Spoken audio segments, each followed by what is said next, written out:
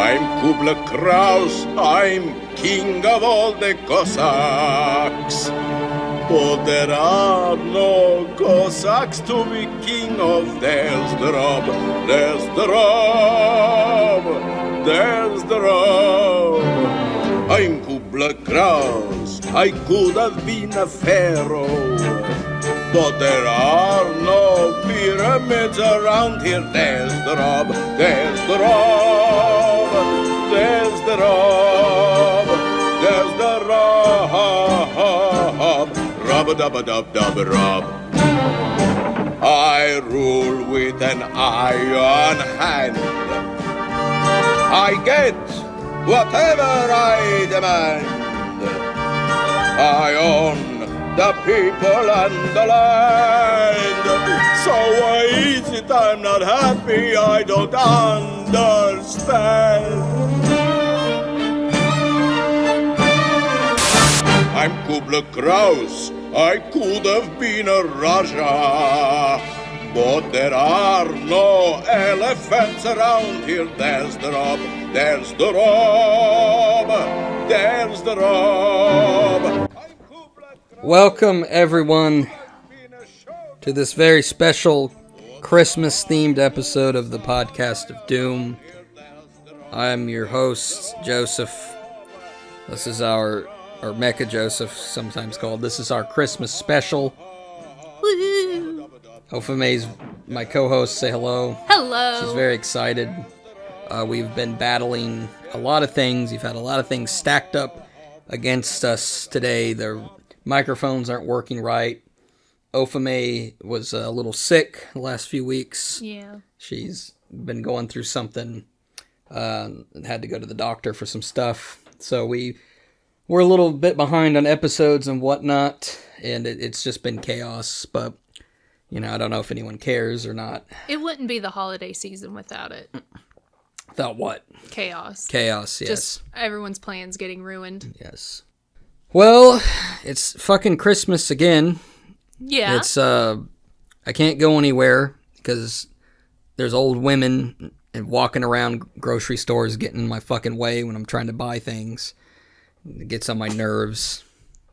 I'm tired of it. Every year, just for 30 days, or not 30 days, sorry, 25 days. Wait, what are we talking about? It's starting in October now. It's like 4 months of this shit. I swear, Halloween night, they took down Halloween decorations, skipped Thanksgiving. Yeah. Like, they put it in one aisle, and then the rest of it was Christmas. I bought some eggnog around Halloween. Yeah. No, like, if you went to Hobby Lobby, it would have been Christmas already since August. Because I went in there to get some, like, decorations for my birthday. Yeah.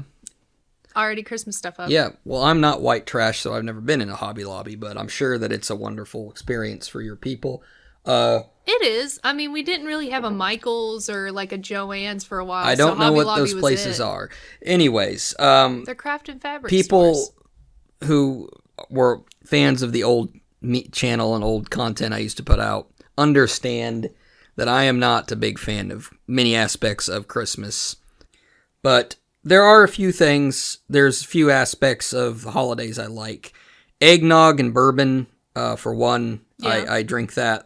I love eggnog for some reason. It makes me sick, but I drink it anyways. I'm not lactose intolerant or anything like that, but like, it always, I mean, it's probably the amount of bourbon I put into it.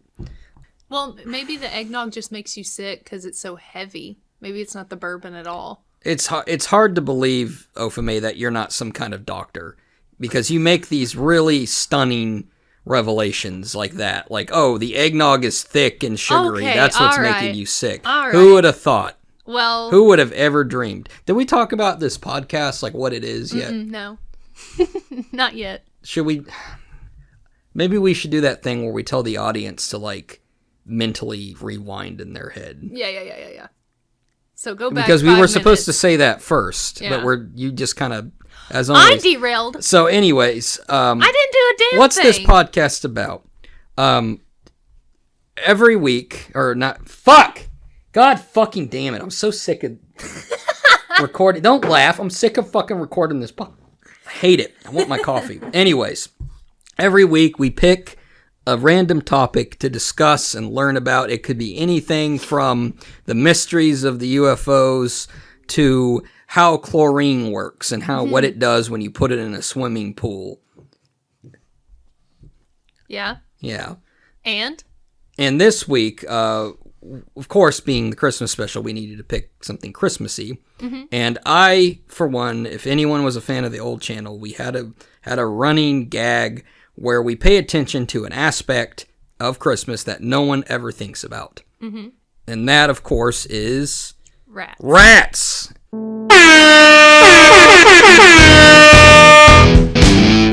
Rats! Critical rats! Critical rats! Gotta have rats! Rats! Tell us some rats! Bring it out, man! Bring it out, cats! Rats! Show us some rats! Run on the dog! Ain't my ball! Rats!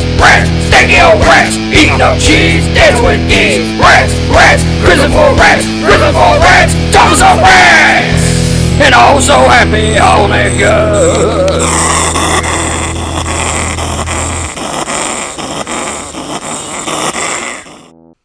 Yeah, that was quite the little callback to my meager fan base, right? Yeah. I'm glad you showed it to me. Yes, that's right. You've heard it correctly if you're listening. We are going to talk about, how many did you pick? 15. 15 of the best Christmas rats.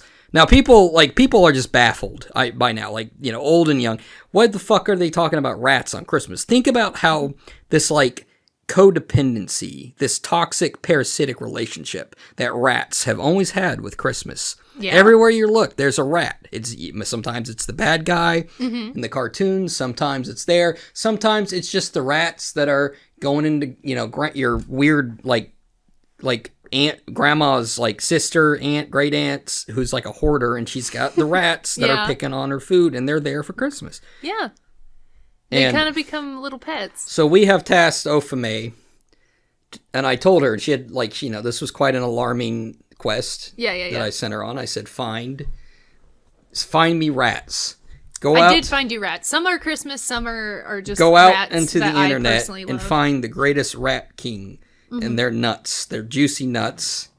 And because of this, Ophamae actually gave me a Christmas present early. And, back up a little bit. This is a terrible episode already. It's fucking all over the place. I know, but it'll be okay. So we usually have two segments on this podcast. One of them is Ophamae News. And this is the part of the show where Ophamae tells us the news of the day, what's going on in her world, and her takes on the latest trends and topics. Yep. Because Ophamae had the enormous responsibility of finding Christmas rats, she didn't have time to put together Ophamae News. And in a way, this is a Christmas present for me and all of you. That means we don't have to listen to Ophamae News. Exactly. What's the next segment we have? We have the emails. We have emails. You guys, let me get it up. This is where I'll be quiet. Yeah, this is where you will be silent. That's my work email. Not Stop, quiet. call Cicero. Silent. Get it together. Get it together. He's coughing. Oh. He's just got water dribbling down his mouth. So this is the part of the show where you guys can kind of put your input in. We get a lot of emails. Some of them are better than others. Some of them are just copied and pasted manuscripts from I think it was the second Matrix movie. Matrix. Yeah. They just copied and pasted I guess a chunk of that and emailed it to me. I don't know. Which it was fitting. They did pick a topical part of it, but yeah. It's been mixed getting these emails. Some of them are just too long. I don't know why you guys think that I care what you have to say. Anyways, we're gonna read. These aren't. One of them is Christmas holiday themed, off-brand. One of them is holiday themed, and one of them isn't. I'm gonna read the one that isn't first. Okay. This is by Crystal. And the only reason I'm saying that name is because the spelling of your name, Crystal, is so stupid that I can only guess that it's a YouTube moniker. Because no mother should ever name their kid Crystal, Kristal. What, Crystal? I mean, if it was a C, I know somebody named Crystal the same way. Well, that doesn't surprise me. Because where you're from. Yeah, it's so that the kids are unique. It's a cultural thing. Mm-hmm. That's like spelling my name like Jozeff. Yeah, or like that's stupid. Caitlin is Kate, okay. and then -Lynn. I'm gonna read the email. Mecha Joseph. Oh my God. What? I kind of skimmed this one. Oh God. The end of this. I missed you, Boo. It's been so long since I've heard your voice. Glad you're back with a podcast. Got to be honest, I wasn't expecting it. Well, here I am. Some of the shit really reminds me of the good old days. I absolutely love Ophamae. I didn't understand why she was your co-host until a few episodes. You guys have a good dynamic. She is such a sweetie, and I think she sounds very down to earth, and you dunk on her too much. LOL. So usually when I see emails that are praising Ophamae, and there's a lot of them, I just weed them out. We don't read them on air. So this one kind of slipped through the cracks a little bit.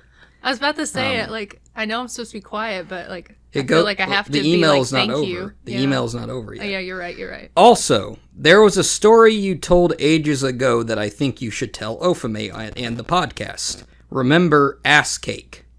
Tell it, please. Smooches, Crystal. Ass cake? Yes.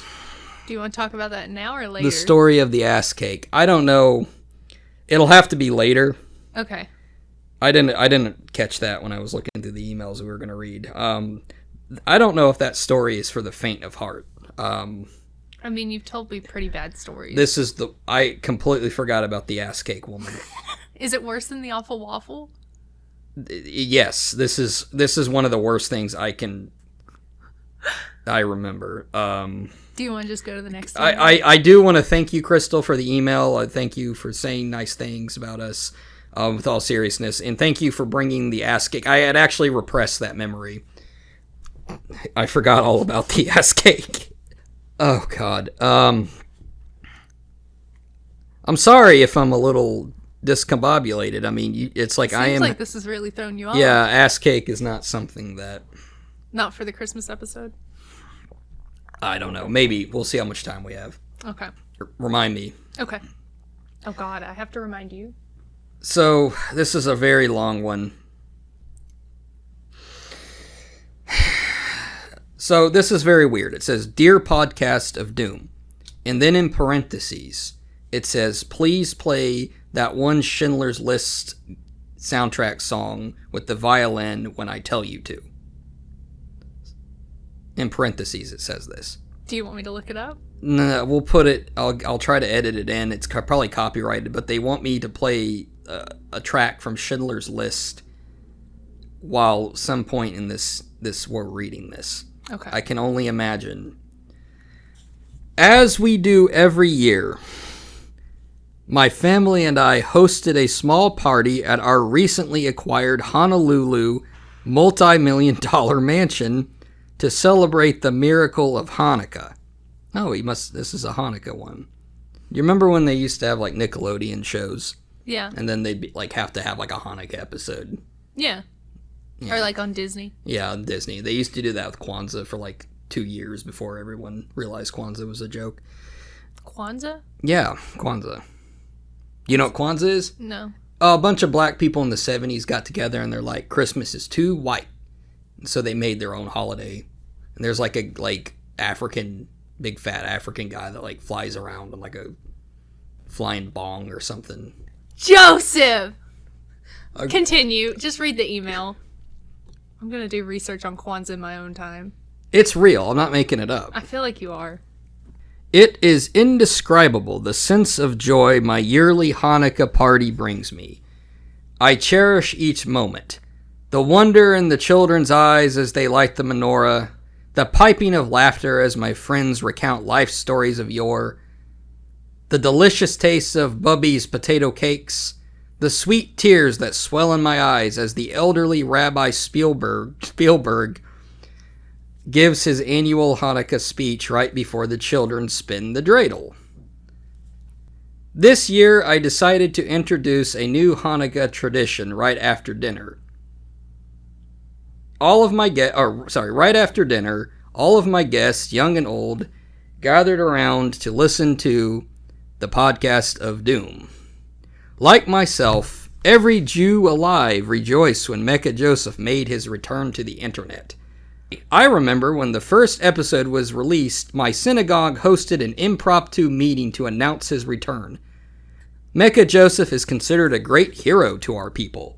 Like Oskar Schindler before him, he is a pillar of truth and justice for the Hebrew people in an age of hatred, anti-Semitism, and a severe lack of bullying of fat women on the internet. In fact, Rabbi Spielberg has even suggested that Mecha Joseph may, in fact, be a true prophet of our age and not that con artist douchebag Jesus.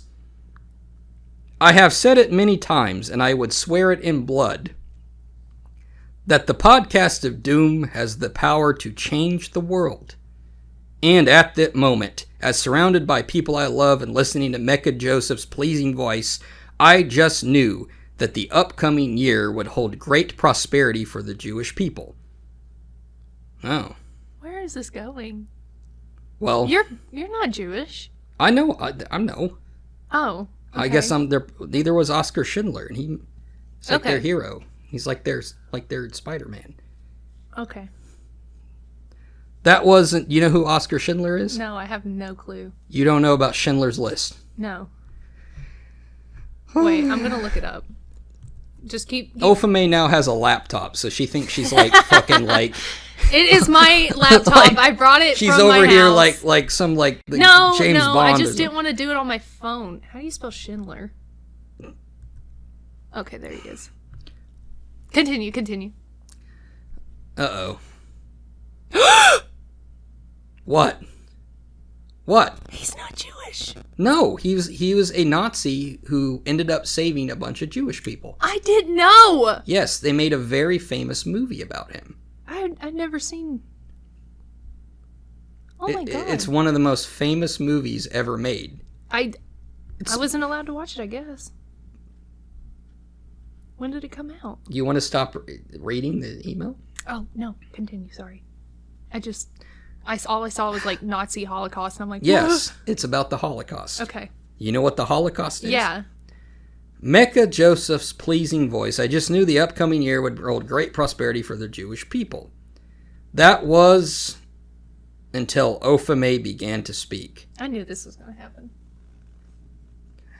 I knew you let the other one slip through, so I'd feel like I had some support. I don't like. I'm Did just you write saying, the other email? Are you Crystal? Am I Crystal? Yeah. No. Did you do that so that when this email About came the on, asp cake story? Yes. No. Okay. I don't write any fucking.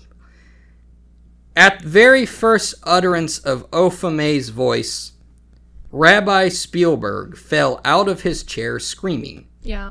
At once, we were all around him, most of us being doctors after all.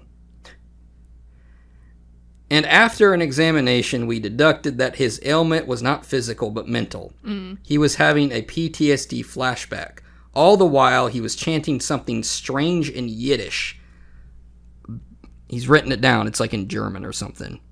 Bertram von Zurich-Wald. Bertram von Zurich-Wald. That's the best. I'm sorry if I butchered that. Yeah. You don't speak Yiddish? No. Okay. I don't know what that means. It's probably like protect the children from this lady's voice or some shit. It took hours to calm down Rabbi Spielberg. Sufficient to say the celebration was ruined, but it did not consider that until after. All I was concerned about was Rabbi Spielberg's safety. At last, once he was able to speak, Rabbi Spielberg rolled up his sleeves and presented us with a sight that sent icy chills into our heart. A faded tattoo, a line of numbers, proof that Rabbi Spielberg had been in a concentration camp. And now he put in parentheses, cue Schindler's List music, okay? As he began to... You think this is funny, that this old man is afraid of you? Oh my god, I'm so sick and tired. As he began to recount this tale, we discovered that it was not only a concentration camp, but Auschwitz. Uh-oh. Oh, this isn't good. This really isn't good. What have I done? I'm sure that damnable hellish place needs no introduction. Rabbi Spielberg was just a boy back then, but he remembers vividly all the terrors he witnessed. One thing stood above all, a certain Nazi prison guard that was by and large the worst of them. A man called Bertram, or as the prisoners called him, Bertram von Zurich-Wald, which in English translates to a backwoods Bertram. Oh my fucking god. The rabbi. This I is didn't really get the children this is time. bad. Yeah. Like this is not. This is just like this is the work. Because if this is true, let me keep reading. Okay. Bertram's antics were unlike anything I had ever heard. They were so monstrous that I dare not even type them down. It was not just that he butchered Rabbi Spielberg's entire family. It wasn't that he killed countless other Jews and hundreds upon hundreds and hundreds of Jews every week. It was the absolute unprofessionalism and complete disregard to stay on brand that he boasted while he committed these unspeakable crimes. To this moment, it continues to terrify me beyond belief. Once Rabbi Spielberg had calmed down, he revealed something that was arguably worse than any of the unimaginable horrors that Bertram had committed. That, during the confusion of the Axis' surrender, the tyrannical Nazi guard slipped away and was never captured. Rumors suggested that he fled to America and set up home somewhere in the Appalachian Mountains.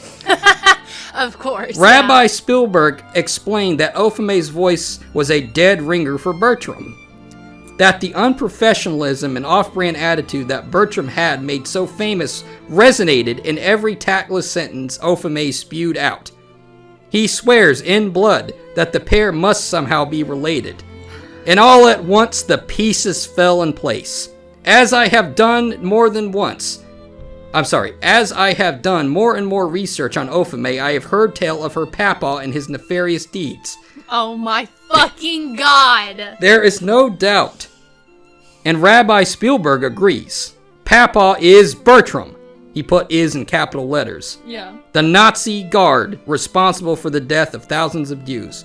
Mecha Joseph, I beseech you, not just as a fan of the podcast, but as a representative of the Jewish people, please help us track down Papa so that we can finally bring this murder of thousands of innocent Jews to justice. Warmest regards, Simpenstein Esquire. P.S. Our mutual friend Mr. Epstein attended the party. He wanted me to tell you he's doing fine. Oh, shit. He put in parentheses after that. You probably don't want to read this on air. Oh, I probably shouldn't have. I would cut that part about Jeffrey out. Let me cut off number 10 because I put Jeffrey as number 10. Let me put something else real quick. God. I'm only going to ask you this once. Yeah, sure. Is Papa a Nazi prison guard hiding? Probably not, since he was born in 1958. That's what he says, though. That's what his birth certificate says. Were you alive during that time? No. How do you justify this? He's the youngest of 17. No. This Rabbi Spielberg guy is saying that your God. grandpa is a Nazi prison guard. Do we know who wrote this email? Simpenstein. Okay, there you go. There you go. I know. You have to prove. We need proof. We need proof. I will get you your proof. It's not Papa. Papa's not a Nazi. No, all he is a fucking plumber. Have you ever seen him do anything? Does he eat sauerkraut? Does he talk in a weird accent? Has he ever said anything in German, like Gesundheit or? No. He doesn't really bring anything up. His childhood was just tobacco farming. That's what he told you. I've been there. You've been where? To the old farmhouse. How did he afford that? He didn't. He had all that, house. What they did with the Jewish people is they took their money. He didn't do anything. They took their money. Oh and my God. He might have used that to buy land in America. He didn't. He wasn't even alive All yet. I know is apparently you sound exactly like this Nazi prison guard that Rabbi Spielberg remembers. I don't believe You this. could be the arbiter of peace. I You don't could believe pay this. for your ancestors' crimes. All you need to do is turn him over. My ancestors are broke as fuck still. I promise you, if there was any crimes committed, it was on us. Wow. Literally, okay. You're perplexed by my family, and you want Papaw to be this horrible man. You always want him to be in charge of getting the coal miners out of Tennessee. I want one thing. I want you to stay on brand. Bertrand. Look, he didn't do anything in this sort. I want you to stay on brand, and I want this tobacco farmer until he became a plumbing apprentice, and then he built his own business from that, and was a plumber for 40 years. What was he before that in his youth? Tobacco farmer. They owned land, and all the kids would go out after school and farm. What was he doing during when Auschwitz was at its rise? He was just resting in his mother's ovaries. Well, we don't know that. Yes, we do. He could be lying about his age. Doubt. Why do you doubt that? Because he looks younger. I don't know. I just think if Rabbi Spielberg had that kind of reaction to you. Oh my God. Rabbi Spielberg isn't real. What do you mean he's not real? He's not real. Why would Simpenstein make that up? Because Simpenstein likes to say that I make Filipino whores' ears bleed and that I cause children to start having autistic fits, and now I'm causing a Jewish man who's not real. That's probably Steven Spielberg. The next thing you're going to say is he's not a millionaire. Probably not. I don't think he owns anything he says he owns. Just because he's in a suit doesn't mean that he's a millionaire. Look at this. Yeah, I know. You showed me. You see the pic? Yes, I've seen it. That's not real. That's just some dude. That's a stock photo. That's not a stock photo. That's Simpenstein. That's not him. Okay, I'm going to show you something that's going to blow your mind. Do you think Simpenstein is his birth name? No. Don't read it out loud. Where am I supposed to read? Look, that's his real name. That's his identity. See? That person might be real, but I don't think the guy writing this email is him. Why would he have that picture as his profile if that's not him? You're so full of shit. I feel like you doxed, or you made the Crystal email just to be like, oh, we love Ophamae. She sounds so sweet. You think I wrote the email? Yes! I wrote the email and sent it to you. It wasn't Crystal. No, I don't. If Crystal's real, I apologize to Crystal. She's real because I know feel like she this comments is a on our prank. videos. I've seen it. No, you'll have to show me proof. You want proof that Papaw's not an Auschwitz So you want me to prove that a random black woman exists? She didn't say she was black. Oh, well, I know who she is. Yeah, I want you to prove that email was real, because I feel like you just wrote it. You're diverting it so far. Okay. Well, so here's what's at stake. Your Papaw is possibly a Nazi prison guard. He's not. Versus whether or not someone wrote an email. He was 40 when I was born. Allegedly. No, it's he could not be older alleged. Than that. He could we have be his birth certificate. It has his little feet on there. When Hitler moved down to South America, he had a fake birth certificate. He has his little feet. Those could be the feet of a Jewish baby. Hitler died. He shot himself. That's what they want you to think. Who wants me to think? That's the real question, isn't it? Well, I would say, write us emails. But apparently Ophamae doesn't want you guys to do that anymore because she's accusing me of writing them. Well, okay. You totally can write emails. But I don't know which ones are... You don't know what to believe anymore. I don't know what to believe anymore. This is like the other episode we recorded where you were like talking about theories and stuff, and it had me driving home in an existential crisis. And we haven't released that one yet, but yeah. Okay, well, this is wonderful. Happy Hanukkah to all our Jewish friends. I'm sorry about the Holocaust. That sucked.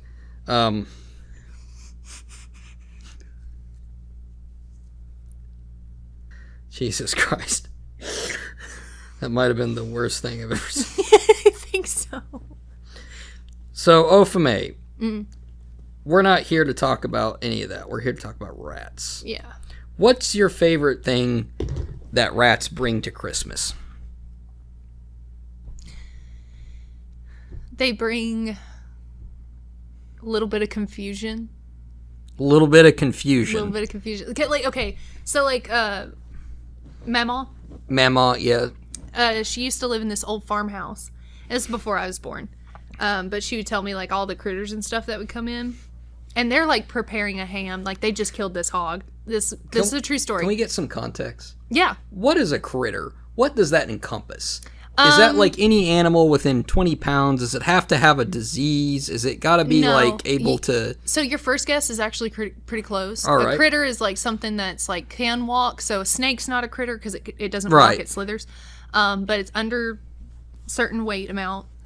It depends on the person. For me, I'm thinking like mole, beaver, raccoon, possum. So they're Those like are fast and they get into shit. Mm-hmm. Well, yeah. I know of a lot of like kids that are fast and they get into stuff they're not supposed to. Are those critters? No, those are just what about those juveniles. Like those people that are have dwarfism they're real little and they're real messed up, like those ones that are like 3 feet tall, like Willow? No. Are those critters? No. Okay. Critters are animals. Your classification's wrong. We're animals. Humans are Homo sapiens. Your you just said less than 20 pounds.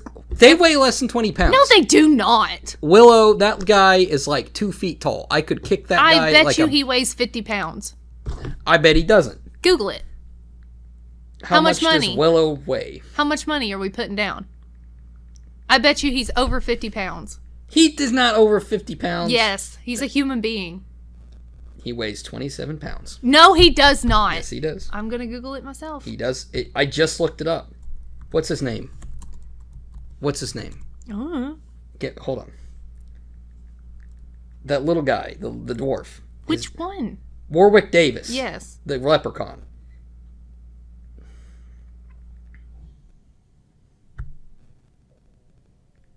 I'll just get on his Twitter and ask him. He's dead. Warwick Davis is not dead. It says he is. He's not dead. He's right here. He's alive. He's 3'6". He cannot weigh more than like a couple pounds.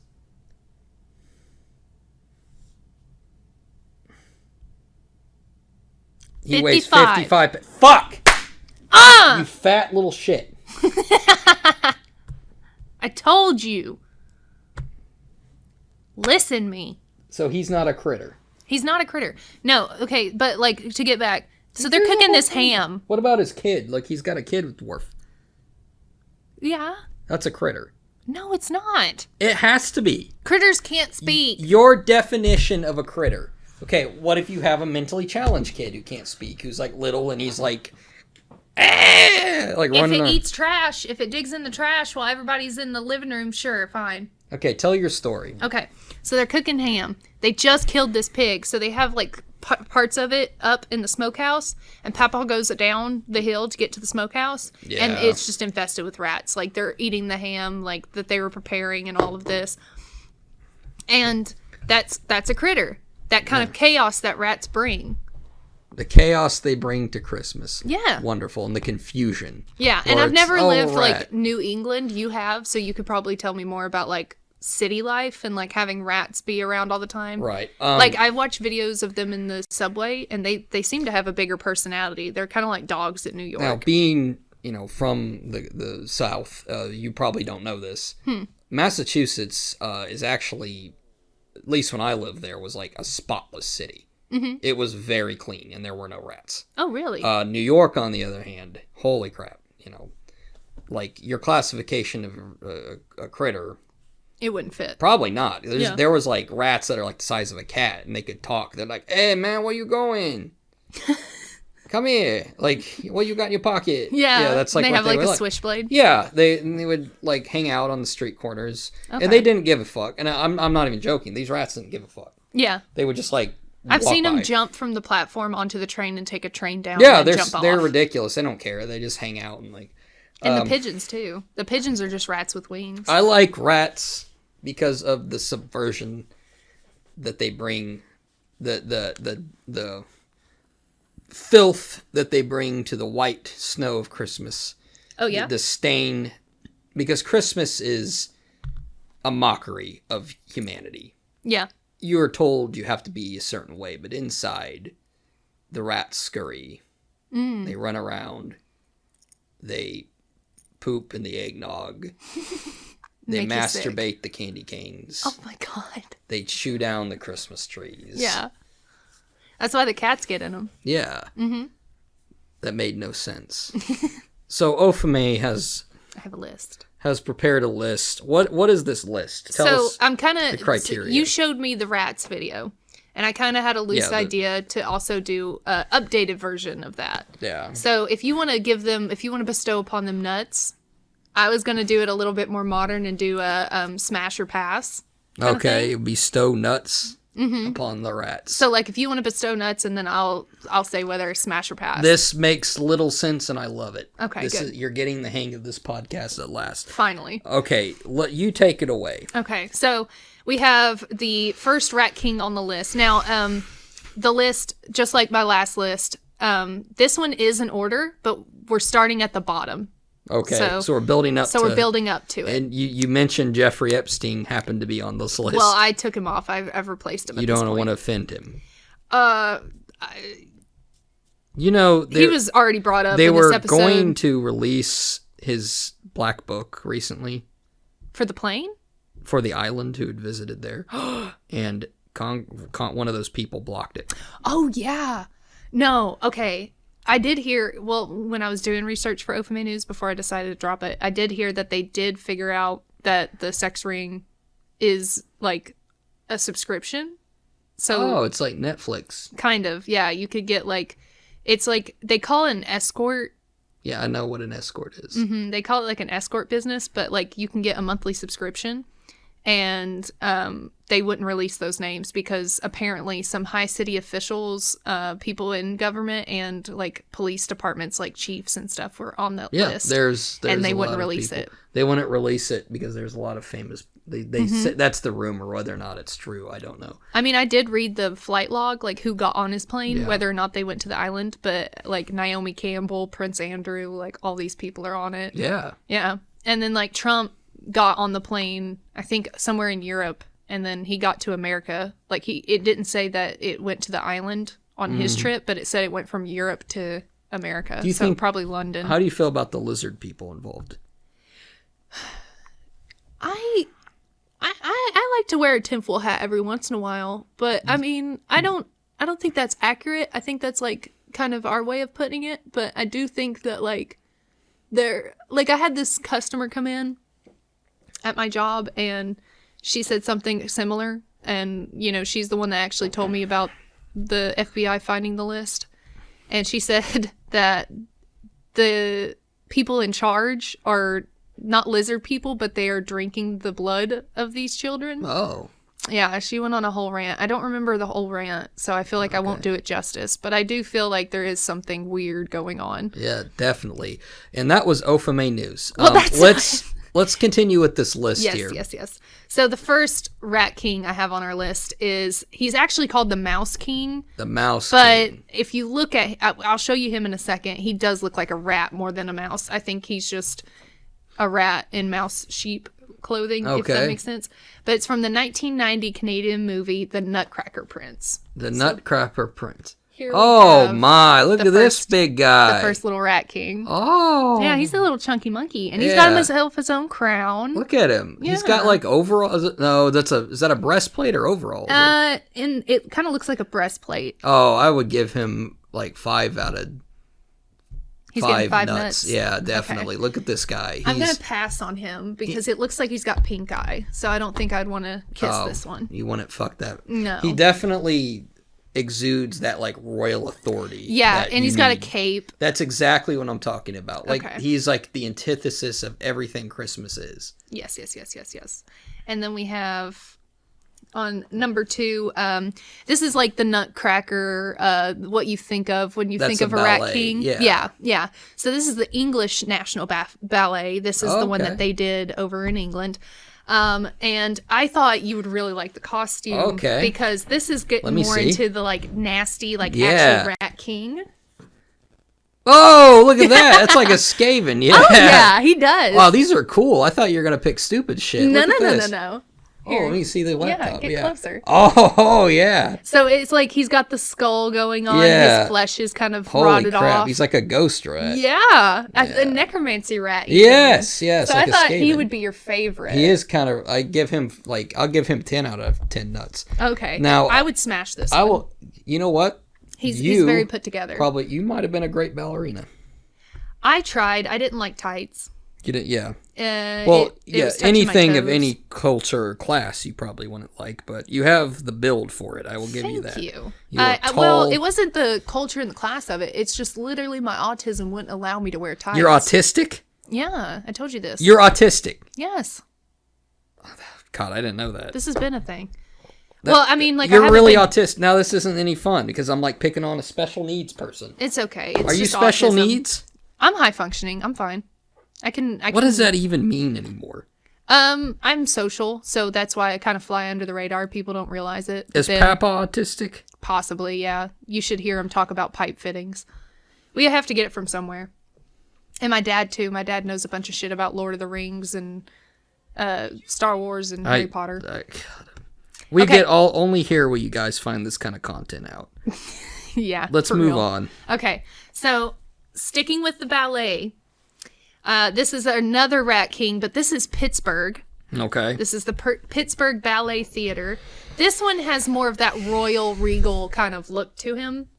But this is the Pittsburgh Rat King. Okay, he's more classic. He's got the He's a little bit cape. more of a twink, actually. Yeah. He's giving me, like, some really fairy vibes. He's like the rat prince. This isn't a king. Well, he in the play, he is the king.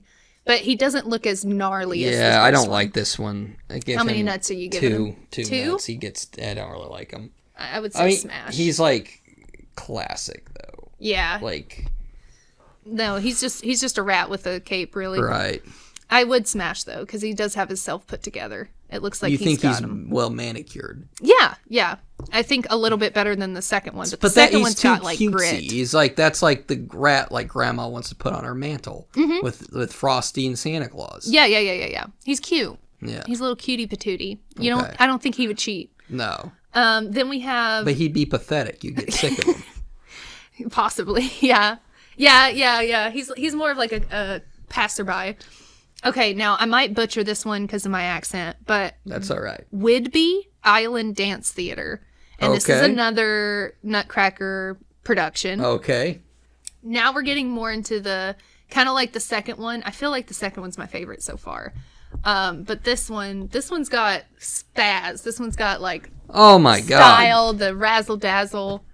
That's queer. So the first thing that comes to mind is this looks like some furry shit. A little bit. This one yeah. looks like hold on.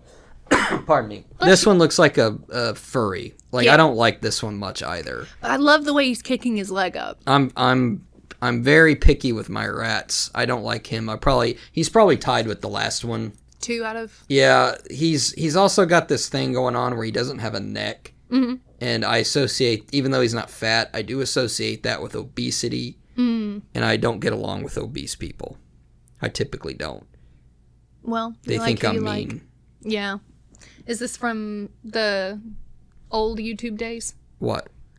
Your hatred of obesity? No, it's Joseph just like not being able to like go down an aisle, not being able to like, get Yeah, on just an in the elevator middle. and having to smell them and having to work extra shifts when I was younger because the fat girl had to go home because her feet was swelling. Oh. Are you sure she wasn't pregnant? No, she was just fat. Oh. Is there Well. a difference? Yeah. Did I ever tell you how much I hate pregnant women? No. They make me so mad. Why? They just, they're doing something that's a bodily function, and they just think they're God's gift to the earth.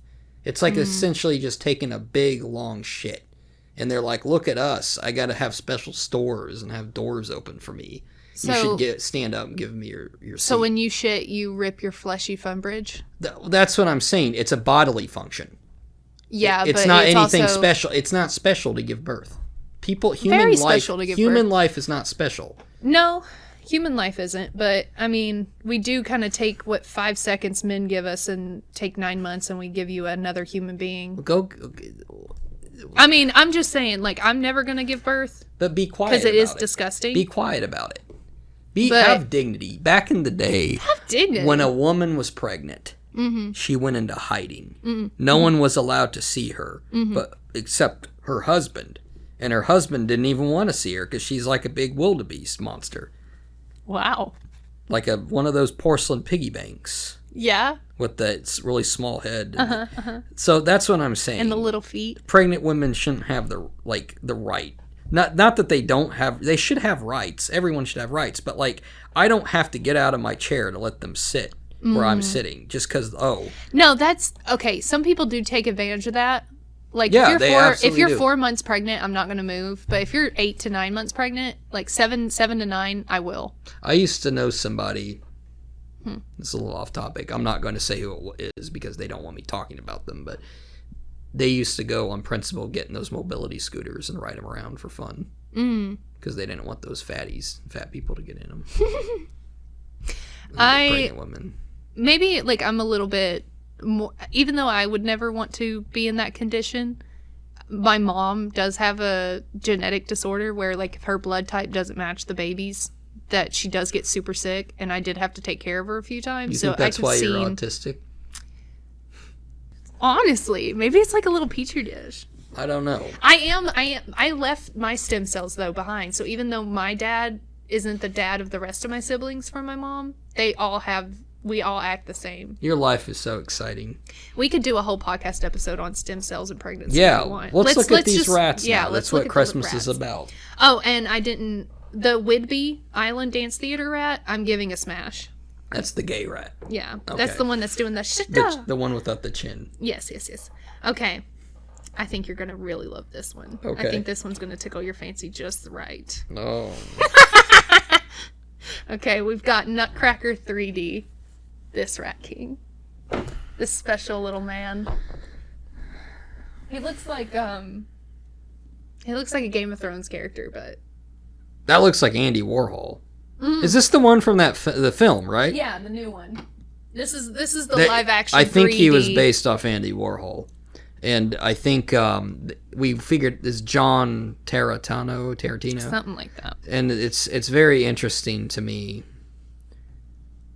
I have very strange memory of this movie. Seeing it, I think it was like 11:30 p.m. at night. Yeah, with somebody. It said it came out in like 2010, 2011. Yeah, it was like a fever dream. This is a terrible movie. Yeah, I haven't watched it, but the clips that I saw of it, I'm going to give him pass because he gives me Jack Frost vibes. Yeah, I definitely give him like a one nut. Okay. So the thing about that movie is it came out when like Pirates of the Caribbean and all that was at its height. The CGI. Yeah, and stuff. Those like action adventure, and they were trying to emulate it. And I think in like the Alice in Wonderland films. Okay. It's not Disney, but I think it was trying to emulate that. They've actually tried that several times. Yeah. With Nutcracker, and they've never been able to do it because no one fucking cares about the Nutcracker. While I was doing research for this, I also think there's another. I don't think it was like Pirates of the Caribbean per se. There's one with Morgan Freeman, is what you're thinking. No, that's not what I'm thinking of. I think that they were trying to rip off Alice in Wonderland. Well, which was kind of they're trying to make cinematic universes. Like franchises. And so they did that with, I mean, the most obvious one's Marvel. We bitch about it. But like you said, Alice in Wonderland, they did it with that. Nutcracker, I'm trying to think of the other ones they did. They just did like Jungle Cruise. They're doing the Jumanji ones. Jumanji, yeah. They're trying to like do this. And that was like a byproduct of that age. The Mummy, they did it with Mummy and Dracula. They tried to like make them like their own like thing, and it never worked out. Yeah, and it's amazing to me that like that's a thing. That's like a movie, and you never would even think of it. And oh, still like Hotel Transylvania. Well, that's a cartoon. I know, but like after they failed at making those things, they're kind of standalone franchise. When they came out with Hotel Transylvania, and that with kids are so popular, it's like Despicable Me. Okay. Yeah, move on to the next one. Okay, this one is my personal favorite of the Nutcracker. Okay. And I'm sure, like, people who have heard me online can guess what I'm about to say next. Okay. Is it Star Wars related? No. This is the Barbie Nutcracker. Oh, look at this. I love him. Oh, my god, he's a I G. love him so much. He's such a sassy bitch. I love him. Holy smash, fuck. smash, smash. You should give him 10 nuts. Yes, he gets a 10. Now, Yes, the funniest beautiful. thing is people, very, very random thing. I do have a sister, and I don't get along with her very well, but I remember her watching this. Oh, yeah, I do remember him being like it. Like, he was like, didn't give a fuck. Oh, if you just look at his pictures alone on the internet, it's so funny. Like, there's one picture where he's like in the corner of the frame and he's like grinning, like sneering. Let me see if I can find it. Well, don't do it now, but do it Okay. do it later. But like he definitely, that is definitely what you want out of a Rat King. He's like, I want to say the best one in my opinion. I think he is. He's so far objectively, he encompasses all the things. You could see him at Christmas complaining about it. Like going on some like making off-color comments about people's races and stuff. And all of Christmas is brought down because of him. You need rats like this to keep Christmas in check. Yeah. Oh, for sure. No, yeah. I love him so much. He's just so sassy. Okay, I've got our next Rat King. So now we're moving away from like the Christmas, the Nutcracker. Well, this is a Christmas episode. I know. But I thought, as I was looking at all of the different Nutcracker ones, they really didn't stack up. They did not look as good Okay. or as like on brand for what we were going for. They looked sad. You would have thought like this is some Party City costume that they put on this Okay. dancer. So now I'm going into who I think should have been. These Rat Kings are better Rat Kings than the rest of the Nutcrackers. So it's okay. So we're going for like, at this point, this is like Rat Kings that I think we should say these are the Rat Okay, Kings. these are Rat. Yes. So here we have the Penguins of Madagascar Rat King. The Penguins of Rat. Oh my god. Oh, no. Let me show you. What the fuck? Oh, there's deviant art. Look, you don't even know. Okay, no. No. No. People are making sexy art of this Rat King. What's his name? The Rat King. He is the main villain of the Penguins of Madagascar Nickelodeon show that they made after the movies. So he's very smart. He's going against this like task force squad. You like that? Did you like that picture? So he's like this is the prime rat. Yeah. This is He's got abs. He's Joseph. he's like fast, he's smart. He's smart. like the perfect rat. He's like the Ivan Drago of rats. Yes, and he's got like all of his minions just following him. God, I gotta give him like I'm gonna give him a 9 out of 10. Okay. The reason I'm doing that, 9 out of 10 nuts. The reason I'm doing that is he needs room for improvement. Yeah. Because he doesn't have a crown. Yeah. If he had a crown, he'd be perfect. He did and steal... maybe a cape. Here, let me show you. He did steal King Julian's crown in an episode. Oh. So, like... Is he wearing it? Yeah, in this picture he is. Oh, there you go. 10 out of 10. There you go. There he did steal King Julian's crown. That's something you should have shown me first. There. Well, I wanted to show you the really sexy... Because he's got fans. He's got people making fan art of him. Yeah, is it fur bait? Yeah. Yeah. People want to fuck this rat. Yeah, people... I'm telling you. And so I'm gonna say pass because Why? I feel like the penguins. This is the most fuckable rat we've seen so far. No. I thought this would be right up your alley. Nah, I'm like number 2 and the Nutcracker. Okay, Barbie don't tell me Nutcracker about are better. You just spoiled the list, but okay. No, I didn't. Okay. We've already gone over those. Continue. Okay. So now we have, and I think you will like this because this Okay. seems like something about your time. I don't like to be labeled, but okay. Okay. He's not a Rat King per se, but he is very wealthy and he has all the influence. So he's basically he's like an American Rat King. Is he like Mark Zuckerberg or Bill Gates? Kind of. Okay. This is from The Great Mouse Jeff Bezos. Detective. Oh, Ratigan. Yes. Yes. I'm very familiar. I'm very familiar with this character. He's got the charisma to get his forces behind him. He's, this rat detective is supposed to be Sherlock. And this is Moriarty. Yeah. Yeah, Have and you he's seen? working around him. Have you Yeah, seen I this have film? seen this, yes. So he's voiced by Vincent Price, who is probably my second favorite actor, maybe first, but Okay. Peter Cushing, Christopher Lee, Vincent Price are my favorites. You know those are? I know Christopher Lee. Dooku. Yeah. He was also a spy. Yes. Yes, very good, Ophamae. You know, yeah. She knows. And here's something about Radican. He can sing, and he does wear a crown. You didn't. Yep. This is perfect. And Smash. we should have turned this into bingo. Yeah. He has the cat as like his henchman. You're right. He's resourceful. He's intelligent. And when push comes to shove, I remember being a kid. That fight at the end on the top of the clock tower is epic as fuck. Yep. No one ever mentions this because I guess it's two mice fighting. When he push comes to shove, man, he rolls his sleeves up and he goes sicko mode. Yeah, this is that might be my number one. I think I forgot about that. God, thank you. He can sing. Did I mention that? Yeah. The world's greatest criminal brain. Oh yeah, people have been like bringing up villain music recently because of Wish, and they're using his villain song as like an example of like you can do better. He's so bad. I haven't watched it and I don't plan on it. Okay, moving on. So, Oi, you didn't even give him nuts. How many nuts? Infinity. That's the Infinity I think nuts? he encompasses everything you need in a Christmas wrap. Beautiful, perfect. Okay, I'm really proud of this list. You should be. This is great. Maybe I don't know. Maybe we should do like Ophamae lists or something. Yeah, I guess that's what I'm really good at. You found it. Yeah. Okay, so now we have, and this guy, talking about what we talked about earlier when we were getting into it. This is the scummiest. This is down to Manhattan roots Rat King right here. Down to Manhattan roots. Oh, you'll see what I'm saying. This is the Teenage Mutant Ninja Turtle Manhattan Rat King. And here is his comic debut. This guy? This is his comic debut. And there at the bottom, you can see under his wrappings, he's got a little flock of rats around him. Oh, fuck. I clicked on it. What'd Sorry. you do? I just clicked on it. It should be fine. So this isn't Splinter. No.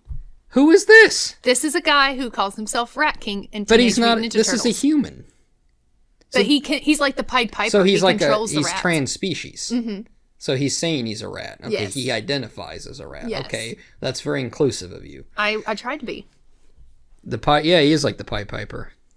I messed it up a little bit. It's okay. Oh my god.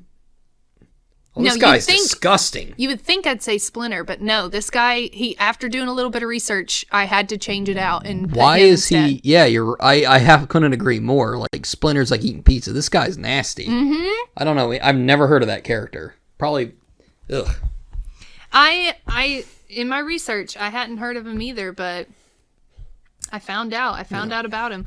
If you look down, Could you just imagine him at like the mall during Yeah. Christmas, just ruining everyone's day? oh, I could absolutely. He looks like a rat bastard. Okay. Now we're starting to get away from. Now we're gonna get a little bit more on the nose on this one. Okay. So, this one is a Rat King per se. It's called the Rat King because of the mutation that took over its body. But this is from The Last of Us, and this is one of the big The video game franchise. Yes, this is one of the big clickers that will. What the fuck grow. is that? This is a Rat King. I looked up Rat King and he showed up, so I did some research. It's The Last of Us. He has like hair and he's got little rat he's heads all over him, Um, and he's a bitch to kill. I was watching people I just don't know much cuss- about The Last of Us. I didn't like the franchise, to be honest. Really? Yeah, I have my liked it. reasons. Yeah. I liked the HBO show that they did as well. I don't like that either. I don't Pedro really. Pascal.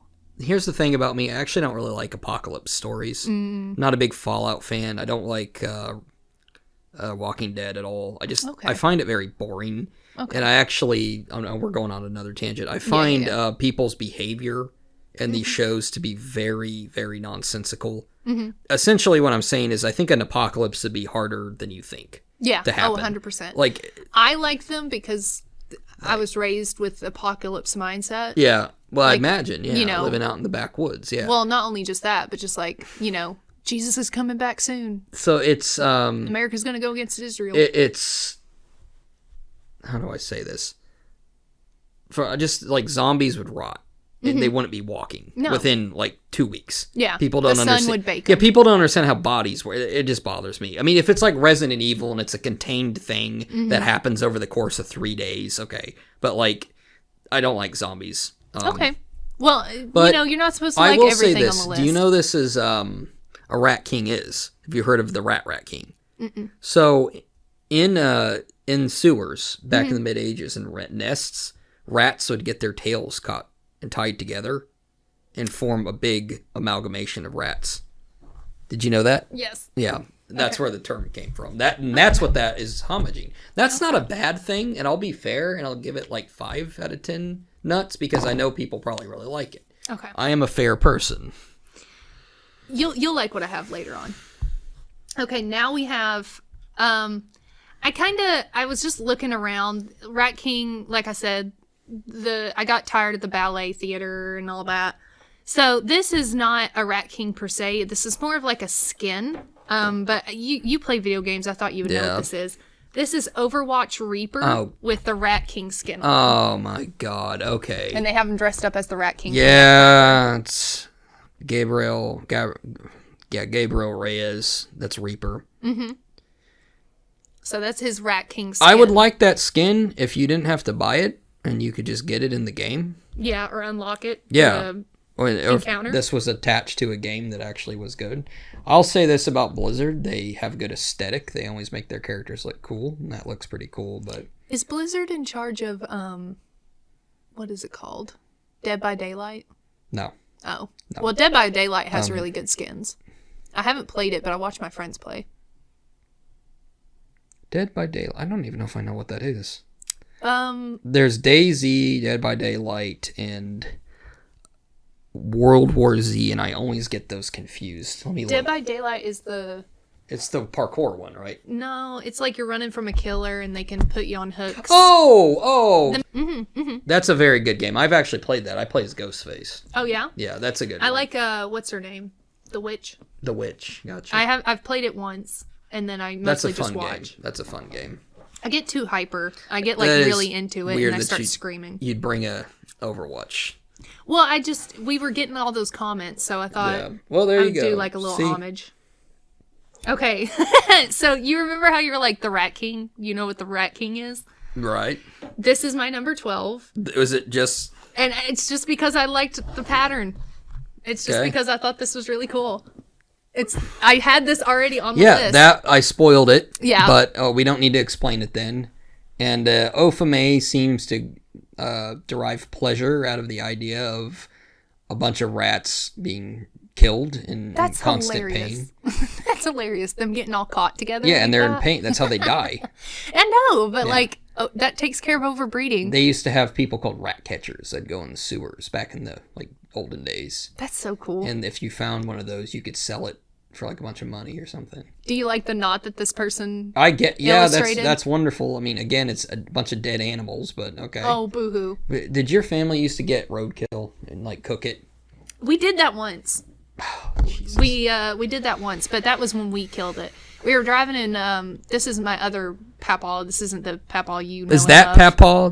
No, it's not Bertram the papaw of you the love. backwoods? No, it's not the papaw you know and love. He died when I was a kid. Thank God. But he, we hit this deer with our truck, and he was like, well, it's fresh, and so we just put it in the back and then took it home and butchered it. That's not as weird as just picking up. No, it wasn't. We killed it. Gotcha. So it wasn't like it was already there. But I did know a neighbor that ate a possum that had been on the road for a day. Wow. Okay, I think you'll like this one.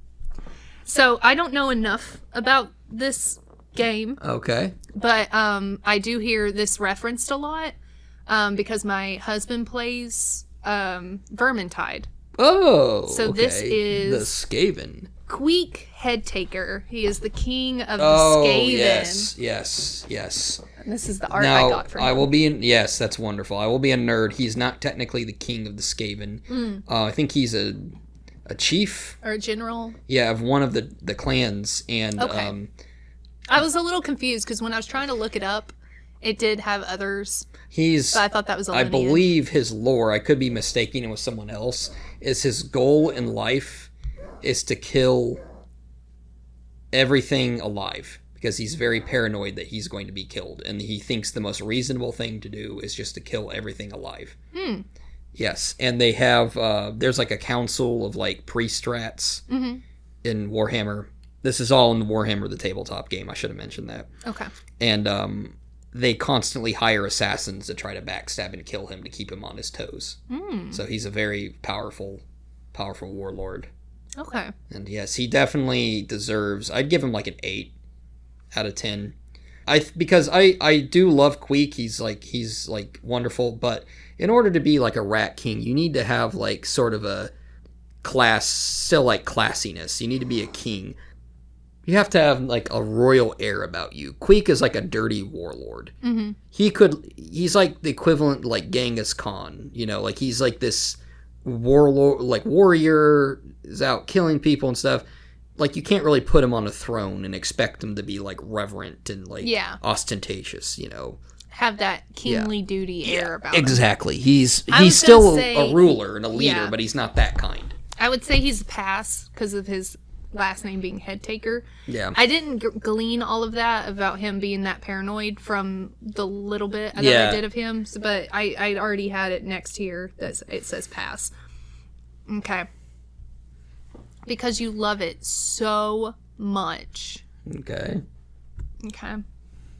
I have right here who, you know, to put this into words, he is a rat, and he is the king of rats because of what he did to his friend group. Okay. And he's got, he was even turned into a rat for a couple of years and was somebody's pet while they were at this some institution. Sex thing? No. Like he's a pet? He was a pet for a while. This is Peter Pettigrew from Harry Potter. No, he shouldn't even be on this list. This is number one? He ratted out his friends. No, it's not my number one. He ratted out his friends, killed most of his friends. He was a part of the group that Harry's parents were in. So the reason Lord Voldemort's back, the reason the reason that Harry's an orphan is all because of this. Why didn't they just shoot this guy? You'd think. But he was Ron Weasley's pet rat for the longest time. Oh, that's sick. You know Ron Weasley was jacking it off in that room with him one time. Probably. He's probably in the cage. Making them little... That's probably why he went insane. Like little ginger knuckle babies. God, I hate the Weasleys. How the fuck do you have, like, this terrorist as a pet for all this time and you don't fucking know it? They didn't... Where did he come from? I'm sure some Harry Potter fuck could tell me. I bet you someone caught him. He was in a pet shop for a while in Diagon Alley, and they just picked him up as a pet. But I'm pretty sure that Ron, like, inherited him.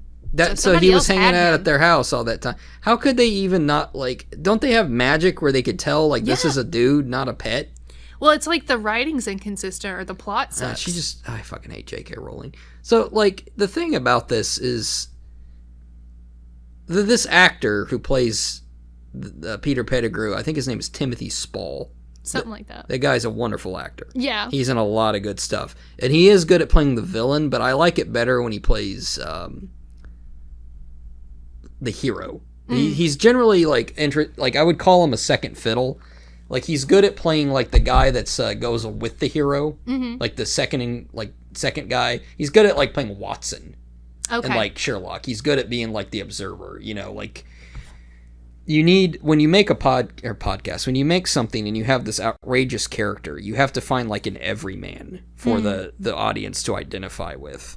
And that's kind of his role. Got you.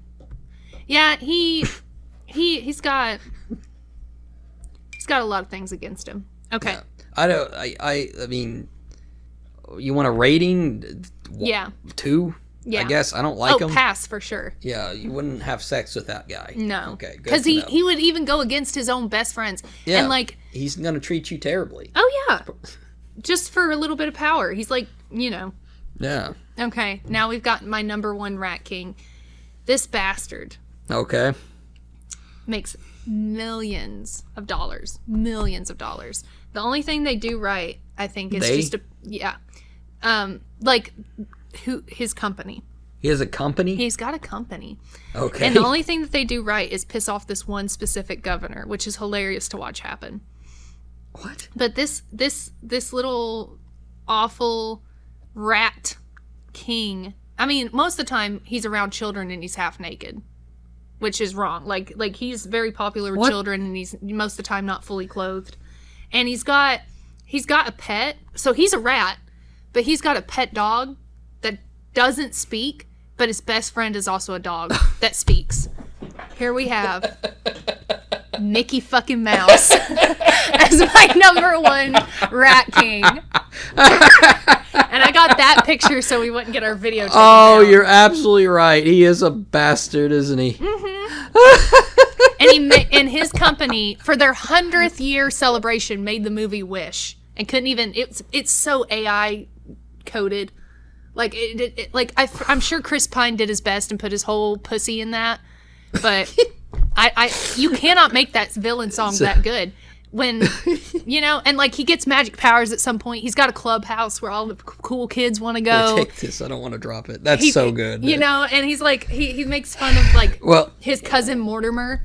Mortimer. Yeah, you remember Mortimer Mouse? Yeah, he is a bastard. And like, first of all, he makes billions. Yeah.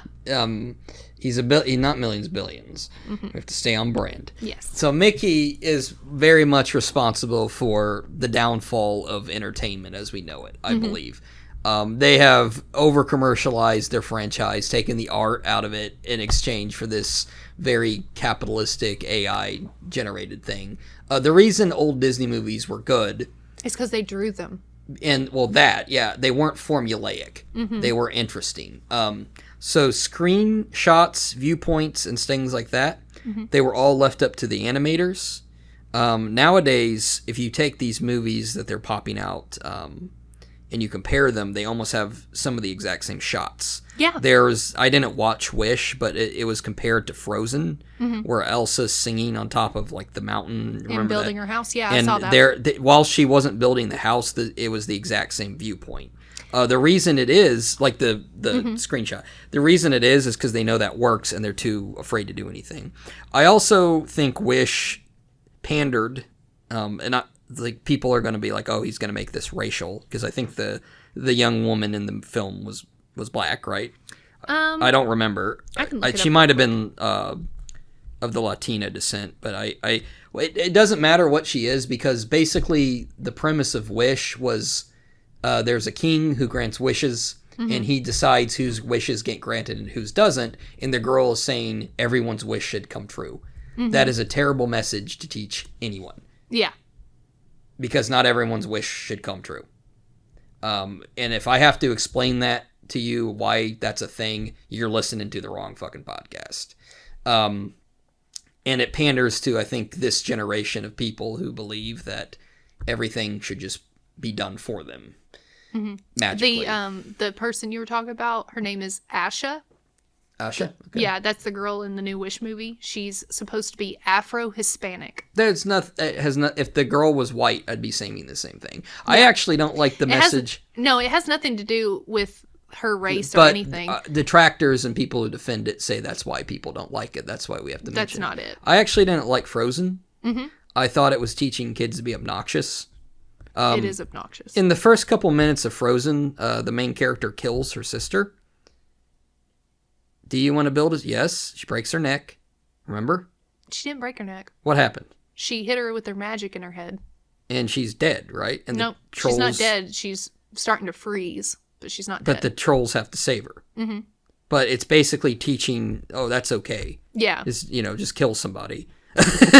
But, just be, as long as you're yourself. Well, then it's like, and then they're like, don't make her scared of her powers, because that's, when her emotions are heightened, that's when her powers go fray. And then they're like, you should hide everything you are and put on gloves and never talk to your sister. They should have just killed her.